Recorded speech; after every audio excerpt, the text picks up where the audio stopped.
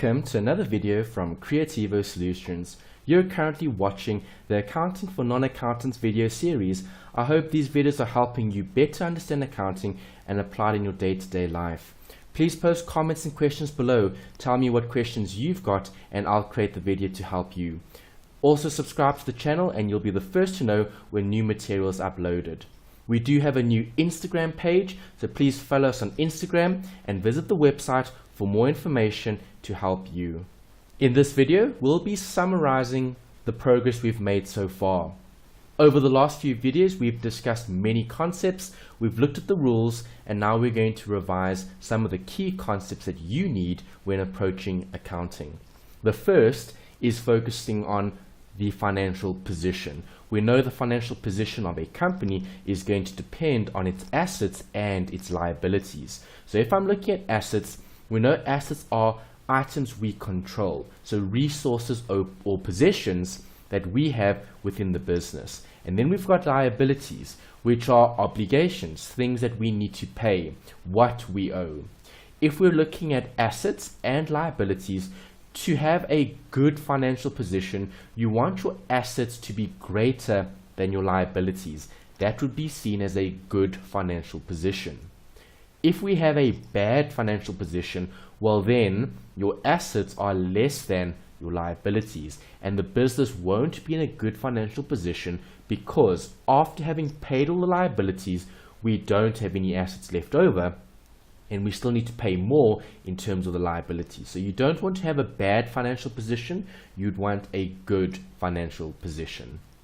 We've also looked at different transactions. It is so important to understand what the transaction is actually communicating, because if you understand the transaction, you can then apply it, or you can use analysis to then complete the accounting answer that you're going to have to be finding. So we've looked at this bookstore before. We know the bookstore is selling goods, and if they're selling goods on credit, obviously money is going to be exchanging right between the business and the customer at a later stage. So books could be taken today and payment could be received later on.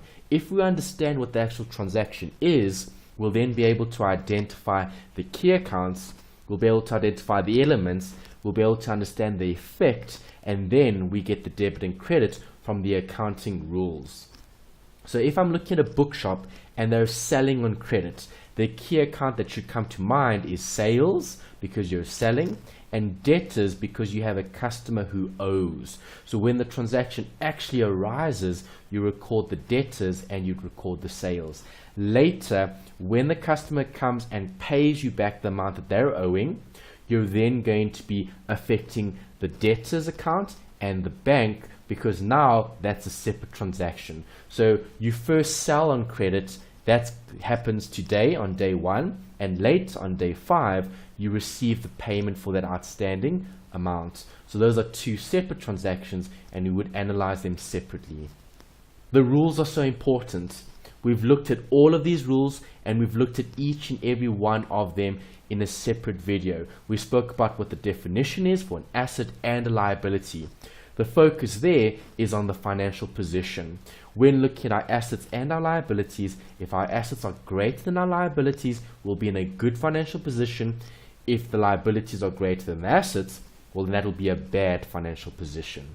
We've also looked at capital and drawings. Those are the two owner's equity accounts that relate to the owner giving to the business or taking from the business for their personal use. So capital and drawings would be viewed as owner's equity, and we know income and expenses can also affect owner's equity because a profit can be made in the business. If the income is greater than the expenses, you'll land up with a profit, and that would affect the owner's equity positively.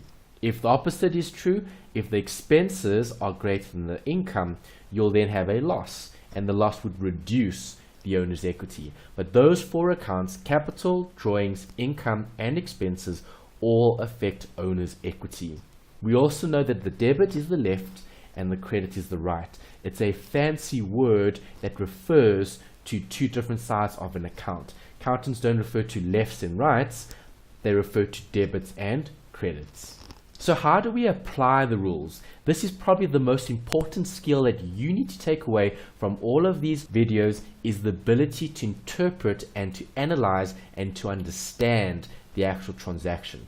Keep it simple. Just apply the rules that always apply. So when looking at those rules, we need to identify key accounts. So the business uses cash to pay for advertising costs of 100,000.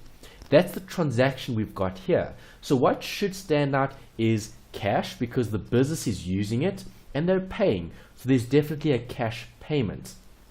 And it's for advertising costs, so that would meet the definition of an expense, an outflow of benefit. There's no resource that you control that gives rise to future economic benefit, because advertising is something that we incur today with the hope of receiving some sort of benefit in the future. The benefit is not guaranteed, so advertising as it is would be considered an expense. So the business uses cash, which refers to bank. Is the bank going up or down? Well, if I'm paying, the bank is decreasing. I know bank is an asset. So where do assets decrease? We need to apply the rule. Well, assets decrease on the credit side. So in this example, you would be crediting the bank. Then I'm focusing on the advertising account, which we should know is an expense. Am I recording an expense? Yes, I am. So we spoke about the bank being an asset decreasing. Here, we're not looking at the expense as an amount that we're paying. It's more the amount that we're recording. So yes, you're paying your advertising, but you didn't have an expense before making the payment. Advertising would have been zero before advertising. Now you've advertised and you need to pay those costs of advertising. So the expense is going to go up because we're recognizing an expense. And if an expense account is increasing, it'll increase on the debit. So now you know where the debits and credits are. Bank would have the credit for 100,000 as a decrease against the asset. And then you've got advertising, which is an expense, which is increasing, and therefore you'll have a debit on that account. You can see the double entry rule applies here because every debit has a credit, and I've got one of each. Finally, we're going to recap the process. We've seen transactions and we know how important they are. Transactions are the first step with the actual accounting cycle, because before we can get the information, right, we need to have proof that something has occurred, and therefore source documents record those transactions. So transactions would be a buyer and a seller entering into an agreement. The source document would be recording the transaction, which is the proof. Then we're going to have to classify and group those transactions into journals and ultimately ledgers. We're summarizing them in a journal, and we're identifying different account balances in the general ledger. From the ledger, we need to check that everything is going to be accurate in terms of our debits and our credits. So the trial balance will confirm if we've met the accounting rule, where we do need a debit for every credit. We're going to draw up financial statements, and those statements will be utilized by different users, both internal and external, in terms of making a decision. They're going to decide on, are we going to go with this plan or not? That's something that will be part of the strategy or the decision making of that particular owner or user, because the user could be internal or external, but they're going to be using the financial statements to make decisions. That takes us to the end of this video. Thank you for watching. Please subscribe to the channel and post your comments below. Hit the thumbs up button if you've liked the series, and I hope you found it very helpful.